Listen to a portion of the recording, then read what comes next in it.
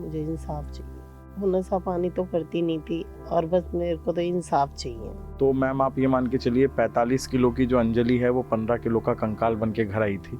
जब वो अंतिम संस्कार पे जा रही थी उसका बैक पोर्शन पूरा एक्सपोज था, मतलब 1 mm स्किन भी नहीं थी उसकी। जो अंजलि सिंह के साथ हुआ ऐसा तो खैर किसी भी लड़की के साथ, किसी भी बच्चे के साथ नहीं होना चाहिए, पर हम भी चाहते हैं कि हमें भी थोड़ी सेफ्टी मिलनी चाहिए, क्योंकि हम लोग भी रात को आते हैं, कभी हम कहीं जाते हैं मार्केट वगैरह तो हम लेट हो जाते हैं, तो हमें खौफ लगता है कि हमें अपने टाइम, हमें 8 बजे से पहले अपने घर जाना है। इसके बीच में से निकलना पड़ता है हमारे को। और अपनी ये देखो ये बस आई अब सिंह की कांझावाला में सड़क दुर्घटना में हुई मौत के साथ ही साल 2023 की शुरुआत दिल्ली वालों के लिए एक भयानक हादसे के साथ हुई है। इसे शायद विडंबना ही कहेंगे कि जनवरी में 11 से 17 तारीख के बीच जब रोड सेफ्टी वीक मनाया जाता है तो दिल्ली के मुख्यमंत्री अखबार में विज्ञापन के माध्यम से slow down Delhi drive safely की सलाह देते हुए नजर आते हैं। वैसे बात अगर विज्ञापनों की हो तो दिल्ली पुलिस भी साल 2022 में #रोड सेफ्टी से जुड़े कुछ मजाकिया ट्वीट्स के कारण चर्चा का विषय बनी रही है। इस समय मैं मुकारबा चौक पे मौजूद हूँ। ये एक ऐसी जगह है जहाँ पर 250 मीटर के रेंज में साल 2021 में सबसे ज़्यादा सड़क दुर्घटनाएं देखने को मिली थीं। सवाल ये उठता है कि जब कोई व्यक्ति अपने घर से 2 पहिया या 4 पहिया वाहन पर निकलता है तो उसकी सुरक्षा की जिम्मेदारी आखिर किसकी है? इस गुत्थी को इस ग्राउंड रिपोर्ट में समझने का प्रयास करेंगे।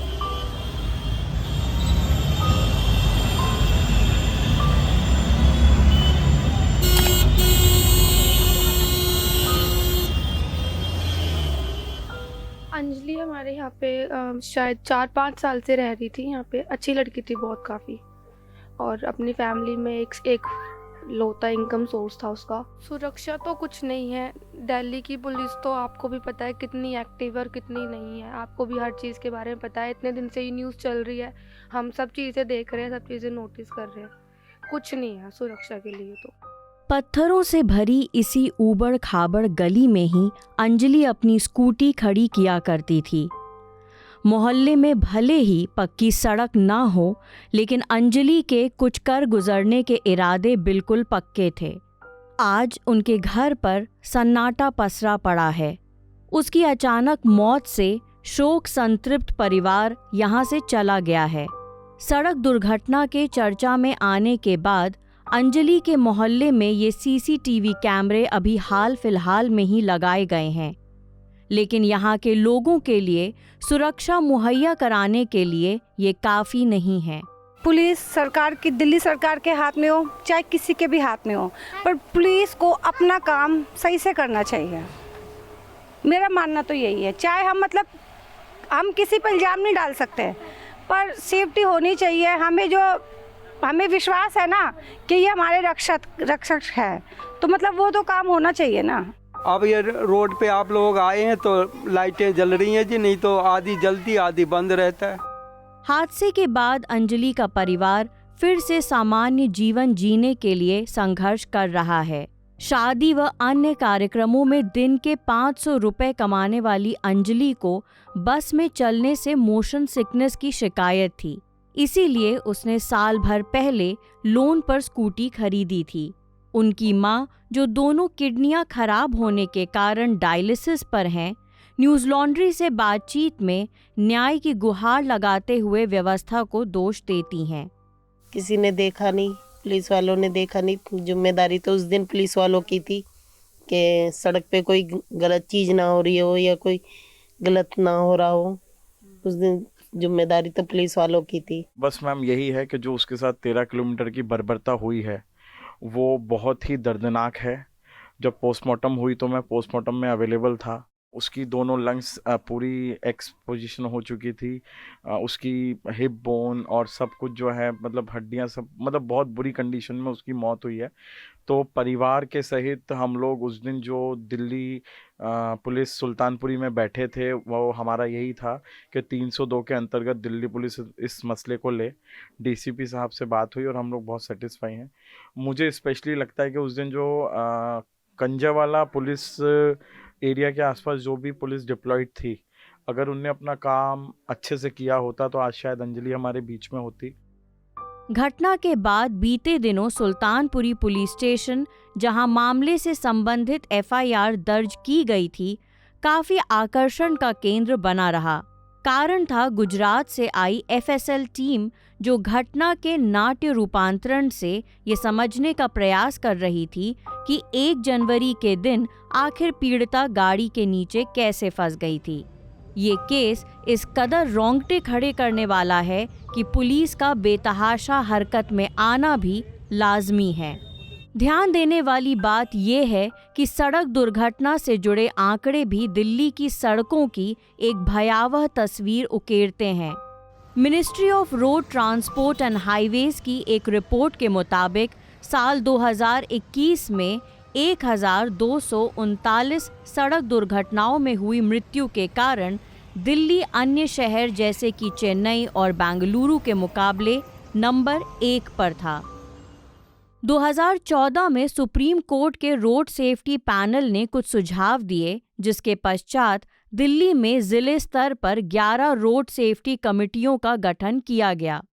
29 मार्च 2022 को एक पत्र के माध्यम से सुप्रीम कोर्ट की इसी रोड सेफ्टी कमेटी ने सभी राज्यों को ये सूचित किया कि जिले स्तर पर बनी कमेटी को हर 15 दिन में वर्चुअली या ऑनलाइन मिलना होगा तथा महीने में एक बार फिजिकल मीटिंग करना अनिवार्य है। इसके साथ ही ये निर्देश भी दिया गया कि ऐसी सभी मीटिंग के मिनट्स जनता के साथ जिले स्तर पर चालू वेबसाइट पर अपलोड कर साझा किए जाएंगे। इस जिले स्तर की समिति के सदस्य के रूप में डीएम, डीसीपी तथा SP, national highway authority of India के अधिकारी व एक सिविल सोसाइटी ऑर्गेनाइजेशन के प्रतिनिधि मौजूद होते हैं। इन निर्देशों के बावजूद दिल्ली सरकार के ट्रांसपोर्ट डिपार्टमेंट की ऑफिशियल वेबसाइट पर रोड सेफ्टी से जुड़ी आखिरी मीटिंग, जिसके मिनट्स देखने को मिलते हैं, उसकी तारीख है 19 फरवरी 2021।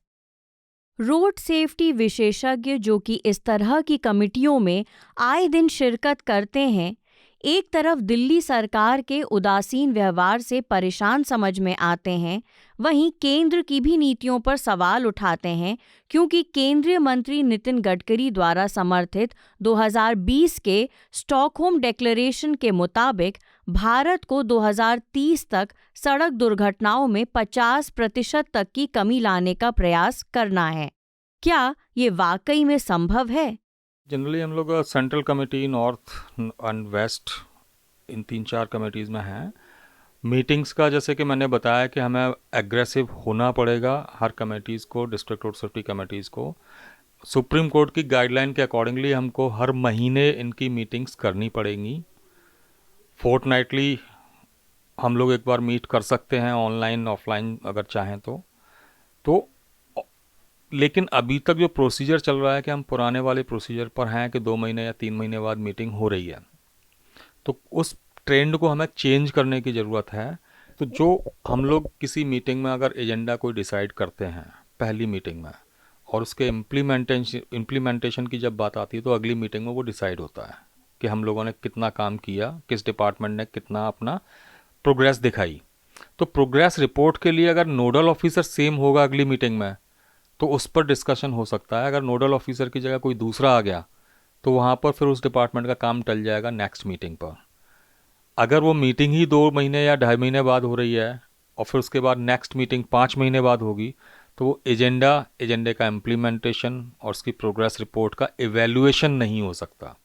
इस बाबत जब न्यूज़ लॉन्ड्री ने सराय काले खां स्थित दिल्ली ट्रांसपोर्ट डिपार्टमेंट के दफ्तर पर संपर्क किया तो हमसे अधिकारियों ने बात करने से मना कर दिया। नाम न बताने की शर्त पर कुछ सूत्रों ने ये जानकारी दी कि रोड सेफ्टी से जुड़ी मीटिंग फिलहाल तो 15 दिन के अंतराल पर नहीं होती है।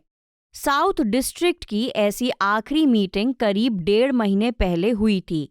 वहीं सिविल लाइन स्थित दिल्ली सरकार के अंतर्गत रोड सेफ्टी सेल के कुछ सूत्रों के मुताबिक Shahdara district road safety committee की आखिरी मीटिंग 27 दिसंबर 2022 को हुई थी तथा north east district road safety committee की आखिरी मीटिंग सितंबर महीने में हुई थी। मुकरबा चौक, उसी के पास में सिग्नेचर ब्रिज पर रिंग रोड और वजीराबाद रोड का ये इंटरसेक्शन पॉइंट तथा पंजाबी बाग चौक दिल्ली के उन 69 फर्टिलिटी हॉटस्पॉट्स में हैं जहां 2021 में सबसे ज़्यादा सड़क दुर्घटनाओं के कारण मौतें हुई थीं।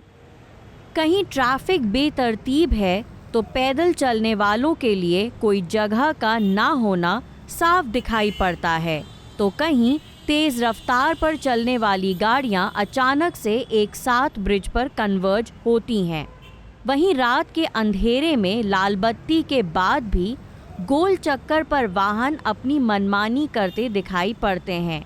ऐसा लगता है मानो एक और कंझावला जैसे हादसे के होने का बस इंतज़ार मात्र हो रहा है। 2 रोटी कमाने के लिए वहाँ जाना पड़ता है बस के आगे से निकल के। ठीक है, ये देखो ये बस आई, इसको भी शूट करिए आप। ये बस आती है, इसके बीच में से निकलना पड़ता है हमारे को। और अपनी ये देखो ये बस आई, आप शूट करिए। इसके बीच इसमें से पकड़ना पड़ता है हमारे को। अपनी मौत को लेके जाना पड़ता है 100 रुपए के चक्कर में। मैडम यहाँ पर एक का तो बिल्कुल ही पैर ही चला गया था, पूरा पैर एक्सीडेंट हो गया था। मेरा खुद का हुआ पड़ा, ये देखो मैडम, ये देख लो मेरा खुद का हुआ पड़ा यहीं। ये मैडम कार से हुआ था। हाँ जी हाँ जी। अरे जैसे बस वाले चलाते हैं ऑटोमेटिक, कार वाले भी आके बीच में रोक देते हैं इस चक्कर में मैडम। ये लाल बत्ती पर भाई कोई पुलिस वाला है नहीं, किसी समय नहीं होता है, कोई भी कसम जाए कोई बात नहीं है मैडम।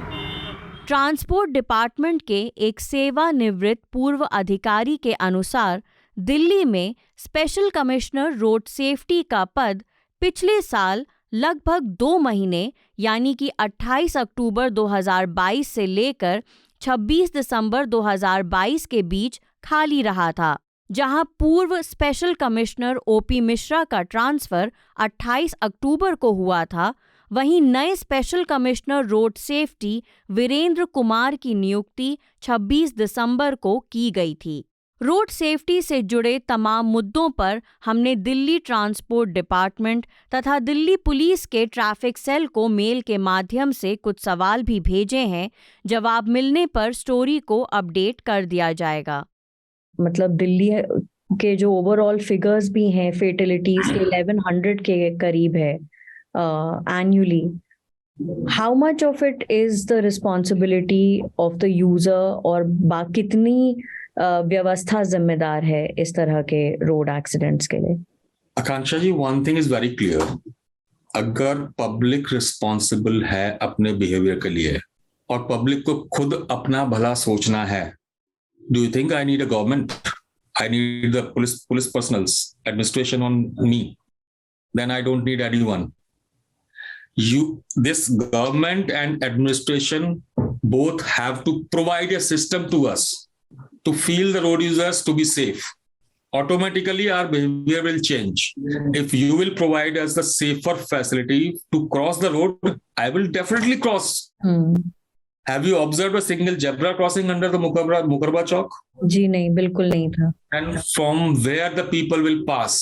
कुछ रोड सेफ्टी सेल से जुड़े official who didn't want to be named, उन्होंने ये बताया कि ट्रांसपोर्ट डिपार्टमेंट के द्वारा कुछ जो इस तरीके के डार्क स्पॉट्स आइडेंटिफाई किए गए थे, उनमें से 15 पे वो काम कर रहे हैं ताकि इस तरह की सड़क दुर्घटनाएं ना हो। लेकिन जो लिस्ट है ओवरऑल ट्रांसपोर्ट डिपार्टमेंट की वो 69 की है। तो क्या कुछ टारगेट बेसिस पर इस पर काम होना चाहिए ताकि इस तरह की दुर्घटनाएं हम रोक पाएं, बजाय इसके कि हम केवल हर साल लिस्ट ही निकाल रहे हैं इस तरीके की? टू बी वेरी फ्रैंक, कल रोड सेफ्टी का एक सेमिनार था जो कि दिल्ली गवर्नमेंट द्वारा ट्रांसपोर्ट डिपार्टमेंट द्वारा ऑर्गेनाइज किया गया था एंड आई वाज देयर। वहां पर इंजीनियर इन चीफ पीडब्ल्यूडी के, वहां पर उनका एक भाषण था वहां पर कि हम जो रेक्टिफिकेशन कर रहे हैं वो कुछ एनजीओ वाले आते हैं, कुछ पुलिस सजेस्ट करती है तो हम वो लोग कर देते हैं. Means they don't have the capacity themselves to improve the situation which they created.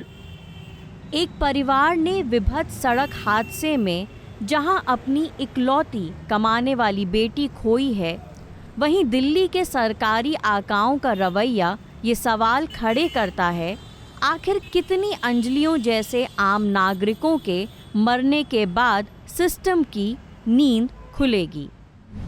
Media से आपकी सबसे बड़ी शिकायत क्या है? यही ना कि वो आपकी बात नहीं करता, आपकी खबरें नहीं दिखाता।